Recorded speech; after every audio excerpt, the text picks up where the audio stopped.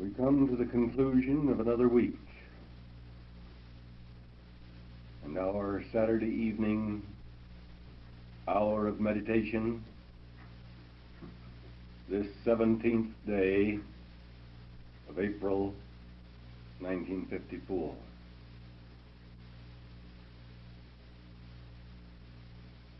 The evening before Easter morning.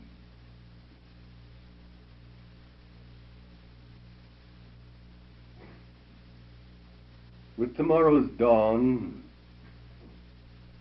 we will be gathering on Chapel Hill to share a few moments of meditation in relationship to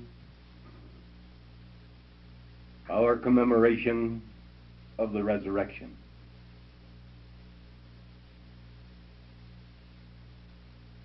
But what of the evening before?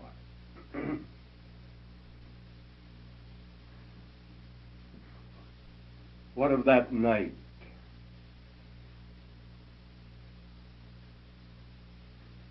It is said that while it was yet dark on that morning,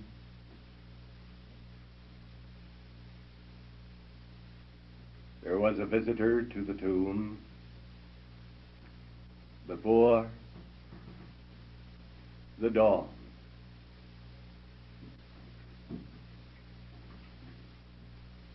It was during the night that the resurrection became a reality. For the visitor came and found the tomb empty while it was yet dark.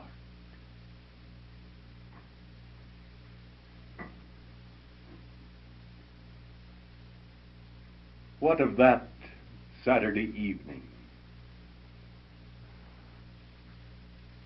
The tragic events of the day before,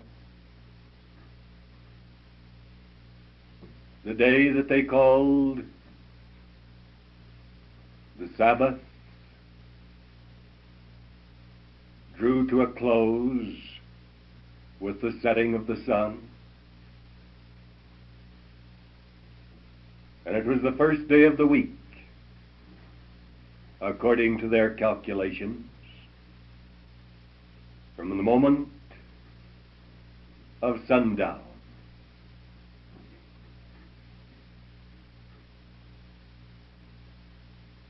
The hours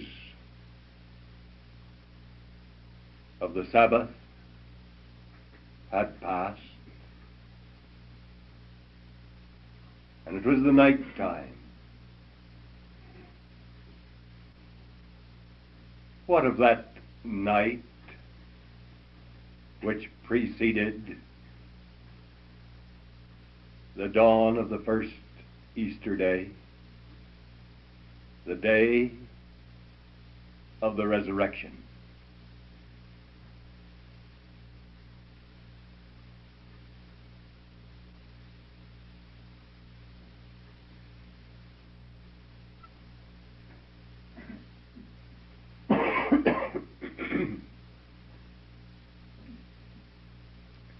The seventh day of the week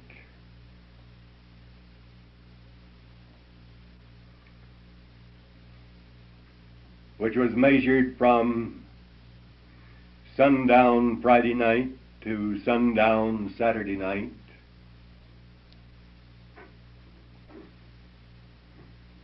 was called the Sabbath, a commemoration, presumably, to remind human beings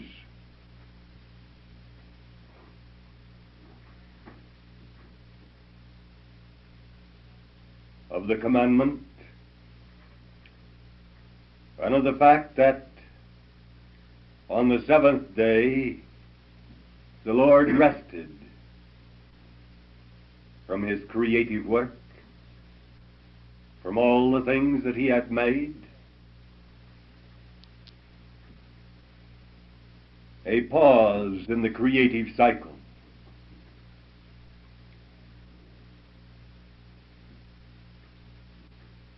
We have considered and will consider again aspects of significance in that as they relate to us. But tonight, we take note of the fact that the day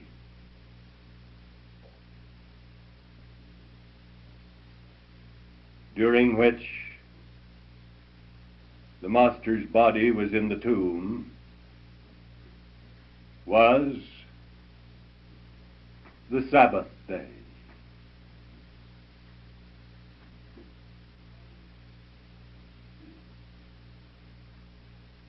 It was Friday afternoon.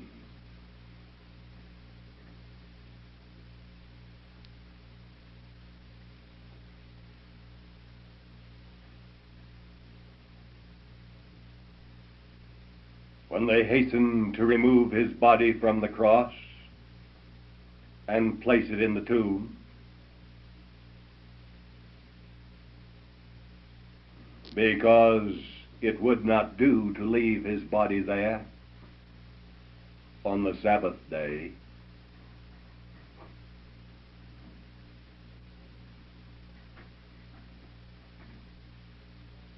And so, on that seventh day, that Sabbath day,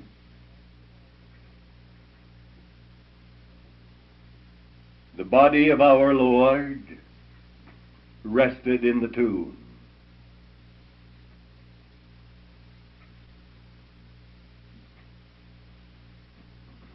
The first day of the week began at sundown.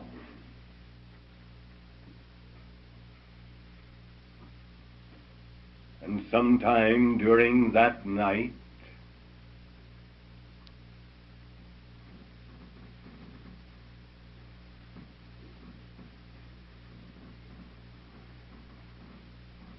something happened. Something took place, according to the record.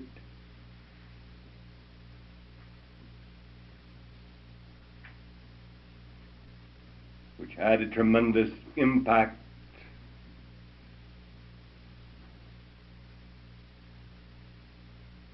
upon humanity.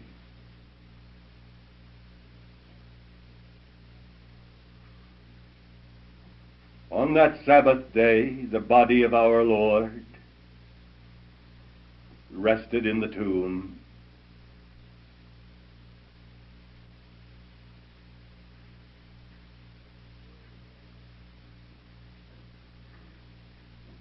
But before the dawn of the first day of the week, he was active once more.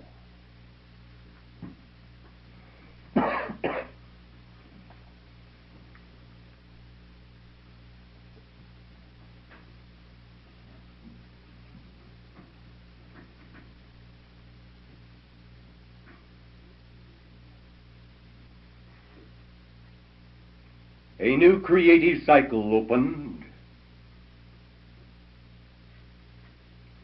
as one had closed.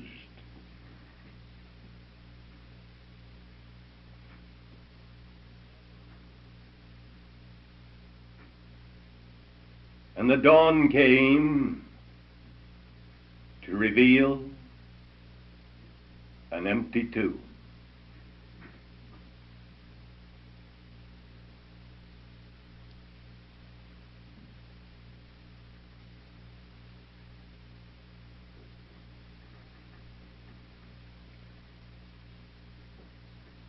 What of that night?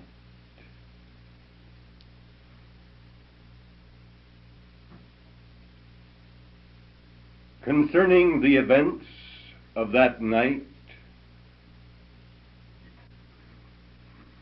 the record is silent.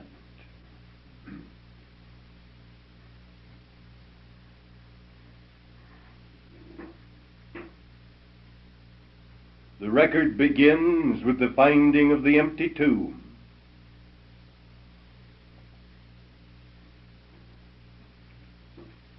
Oh, there was the report that the soldiers who were guarding the tomb saw a great light and fled.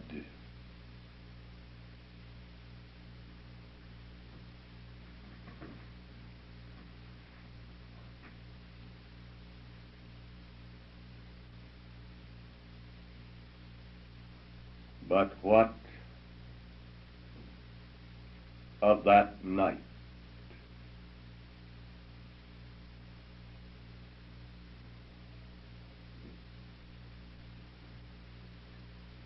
Man had closed a chapter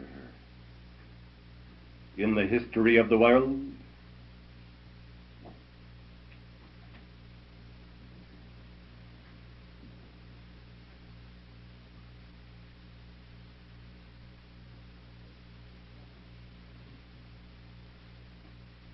He had closed a chapter in that history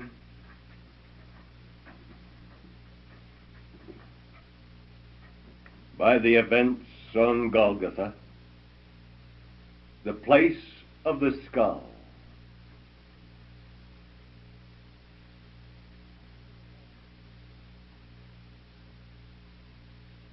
The human mind is centered in the place of the skull. The self-active determinations of human beings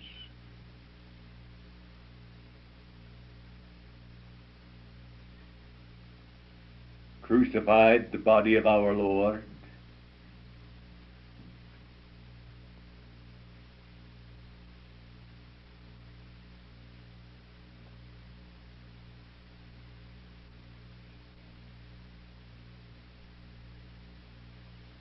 On Golgotha, the place of the skull.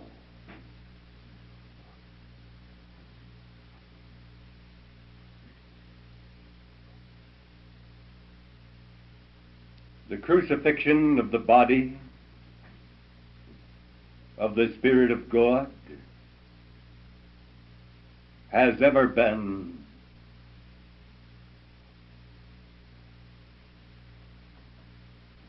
in the place of the skull. For the body of mankind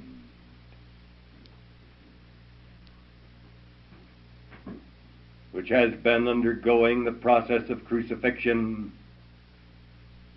for lo these many centuries,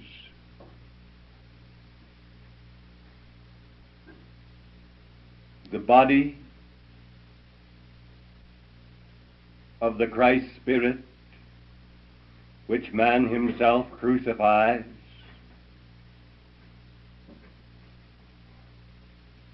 which is to say, he crucifies himself,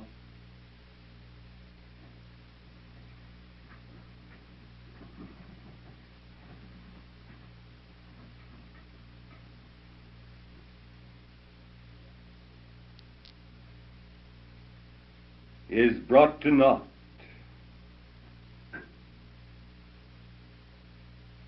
in the place of the skull.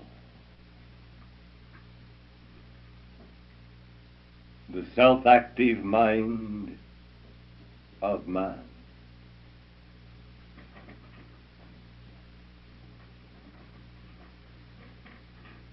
And a chapter in history was closed.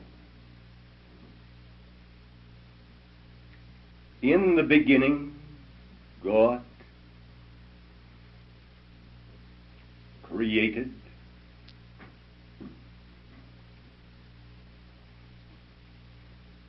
the beginning of history was an act of God.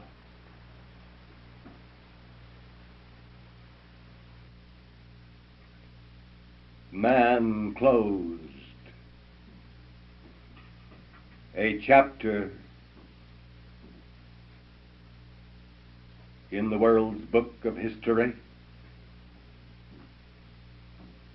on Golgotha, the place of the skull.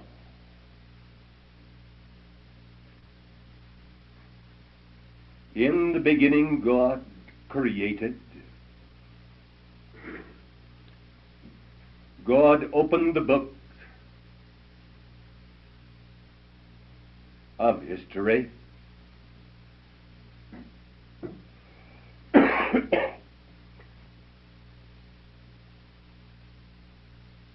Man closed the chapter.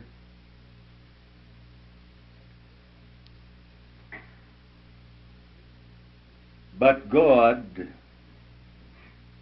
opened another chapter. As God opened the story in the beginning,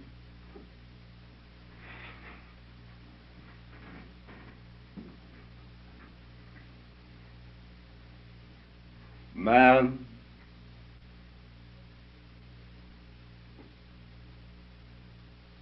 was able to close a chapter on a note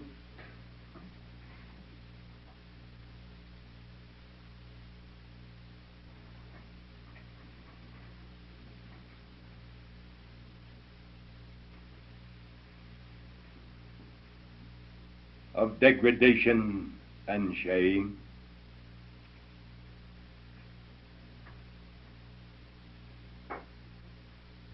But man could not keep God from opening another chapter.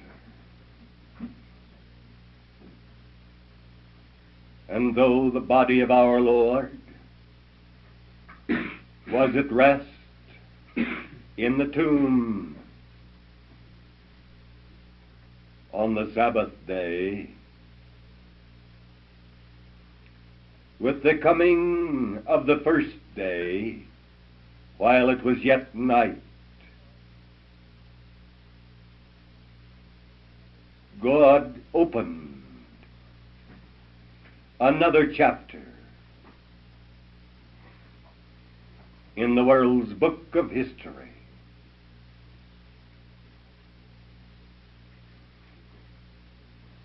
And that chapter, so begun,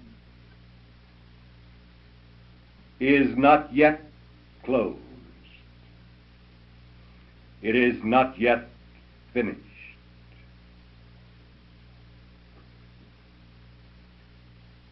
Shall this chapter be closed on a note of degradation and shame by reason of man's action in the place of the skull?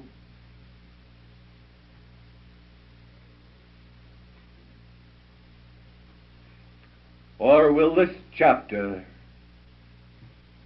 which God began,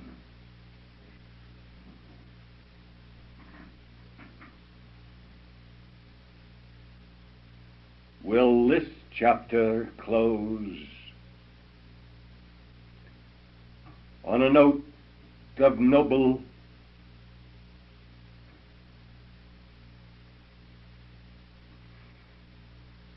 victory?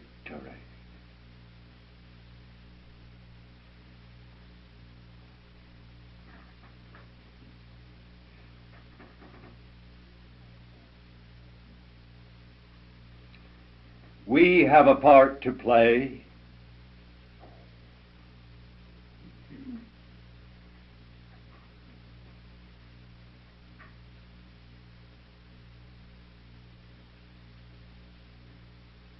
In relationship to the events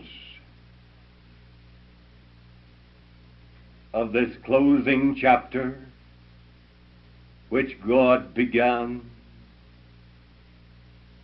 that night so long ago.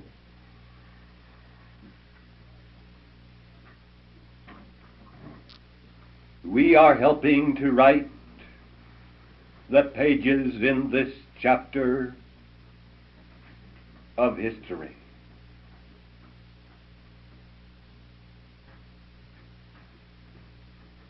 In the beginning, God created. In the beginning of this present chapter in the history of the world, God brought forth and restored to action on earth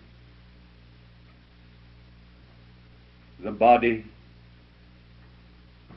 of our Lord and King.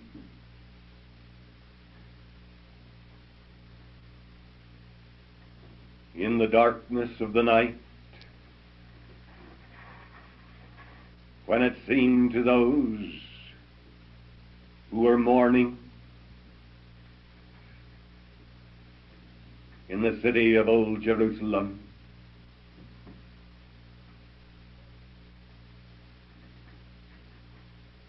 that darkness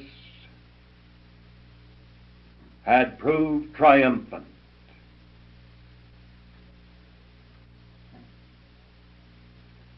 and yet within that darkness and out of that darkness came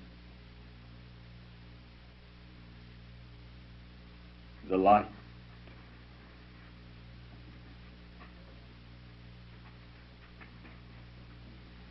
God was in action once more.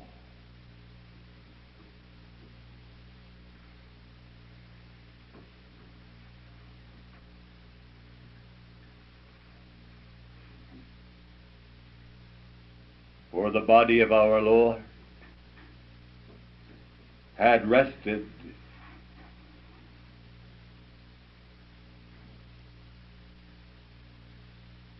through that Sabbath day.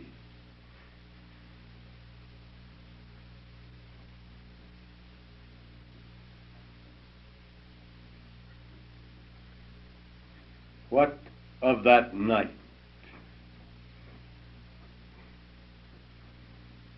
For that night was as a womb.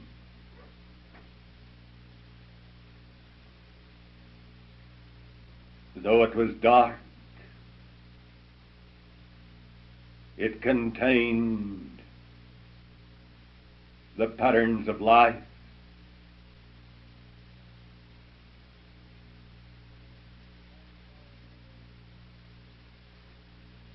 And the body of our Lord came forth from that womb of darkness, and in the early dawn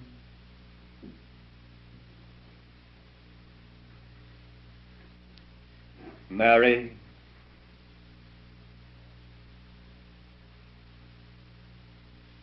lost in grief, perceiving someone standing there, thought him to be the gardener.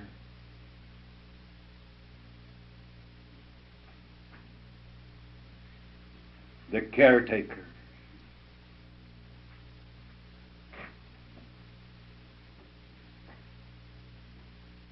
And she said,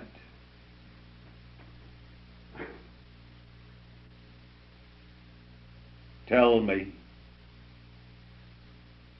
where they have taken him."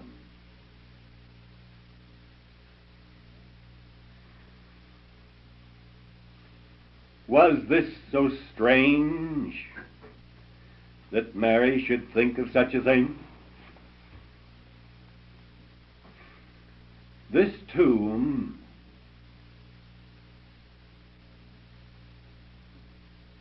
into which the body of our Master had been placed had never been used.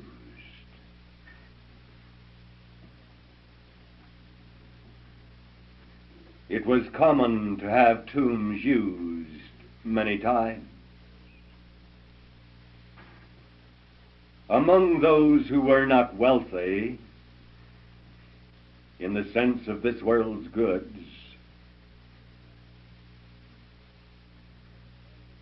it was common that the burial should be in a tomb, that the family would arrange for the tomb for a day or two or three, rent it, we would say, so that there should be a nice funeral. And then it was understood and arranged that after the funeral was over, and a little time had been granted, the body would be removed so that the tomb could be used again.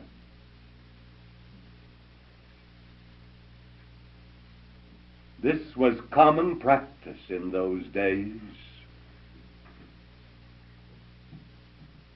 So it was not so strange that she should imagine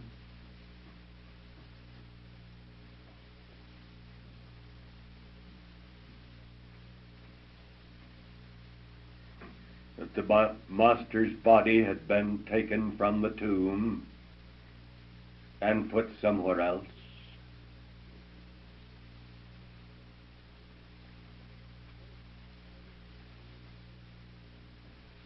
And her mind was filled with wonderment and sorrow.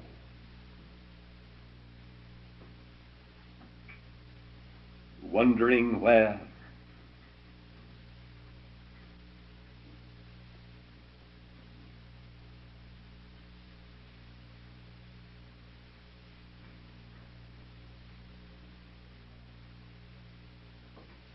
for there had been so little time to do anything on Friday night before the coming of the Sabbath.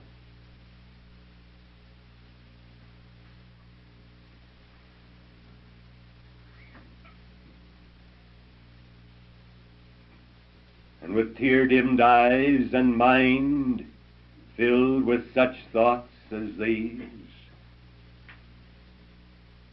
she stood asking the question,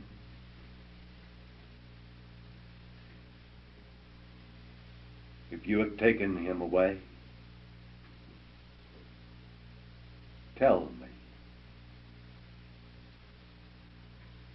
where.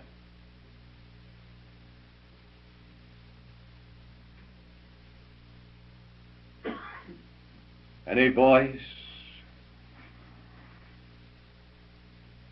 answered, Mary.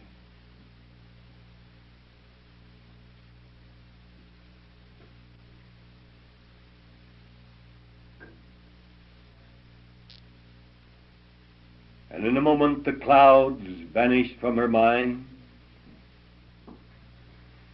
and she would have thrown herself upon him at his feet.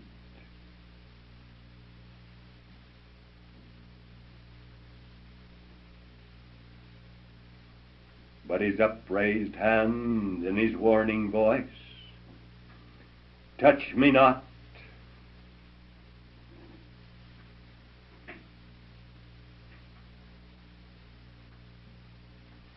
for I am not yet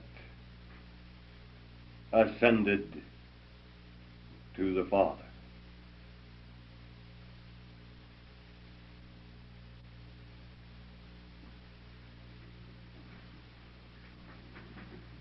The cycle of ascension was at work.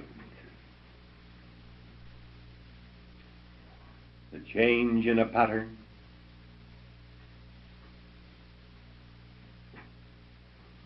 And if she had touched him then, her body could not have withstood the power that was working through his flesh.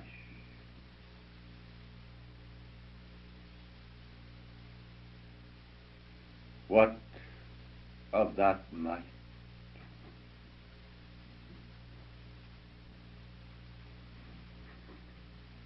Did these things just happen?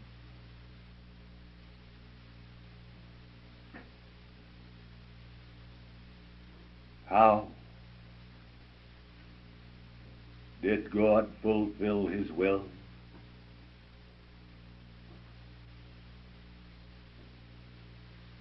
In the dark hours of the night.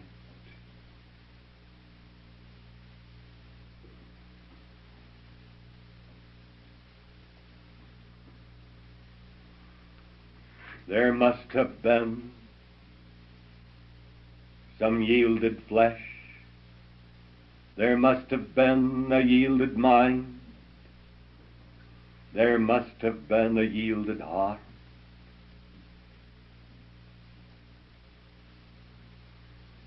There must have been some means by which the will of God was done in the hours of that black night.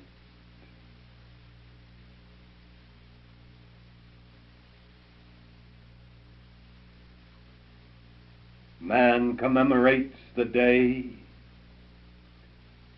He arises early to see the dawn. But what of that night?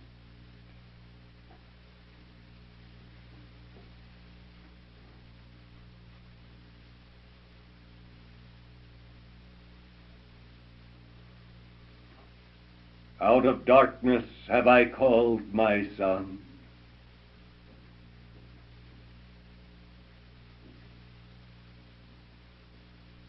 Out of Egypt. That is but a symbol. Out of darkness have I called my son. In spite of all the things that man had done to destroy the manifestation of the Christ,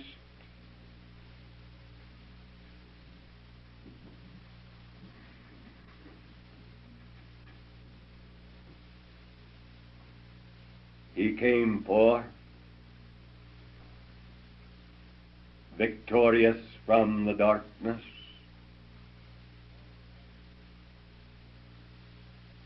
Out of darkness, out of the darkness of the tomb, out of the world situation as it was and as it is. Have you known an hour of darkness, of sorrow, of seeming defeat? Out of darkness have I called my son.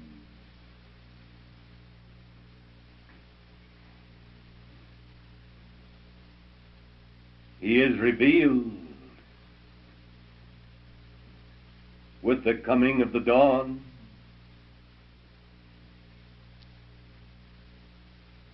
The light of day. But what of the night? Not out of the day have I called my son. Out of the night. Out of the darkness have I called my son. Think you to find release from darkness into day, that you may then receive the call?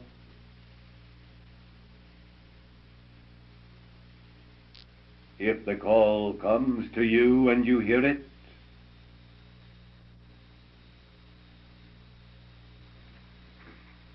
you come to know. Out of darkness, out of the darkness of the night, have I called my son.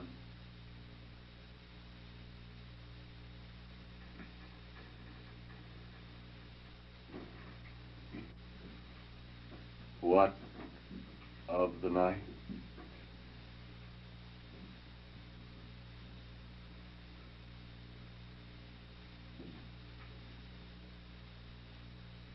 Should we then so fear the darkness?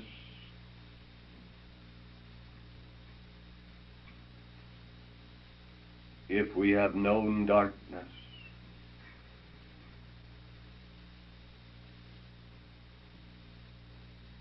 the darkness of the night,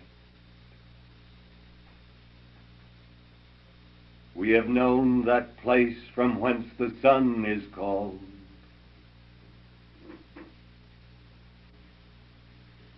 And this is true.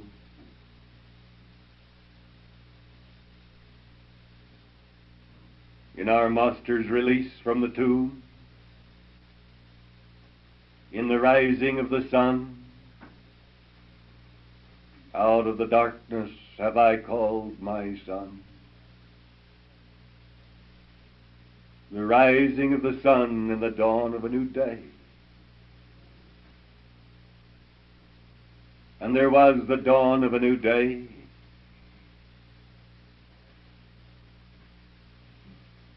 Because the sun came out of the darkness.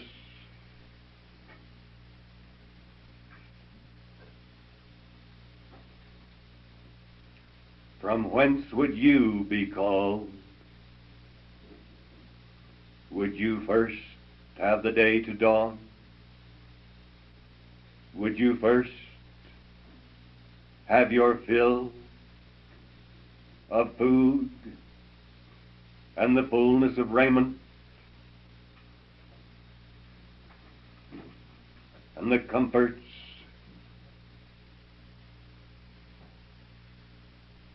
of the day? And then,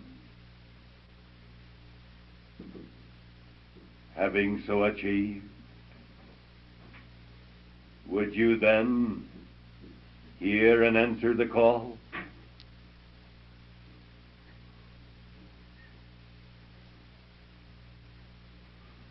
Out of darkness have I called my son.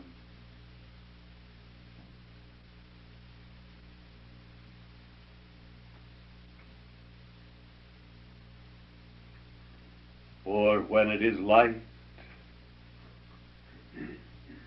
and the day is here,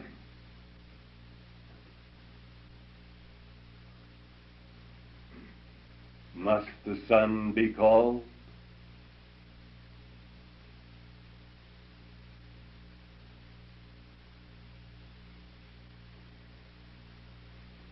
If for you it is truly light,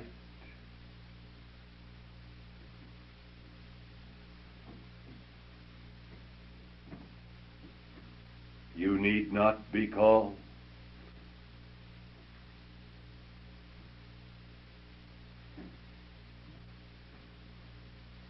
Out of darkness have I called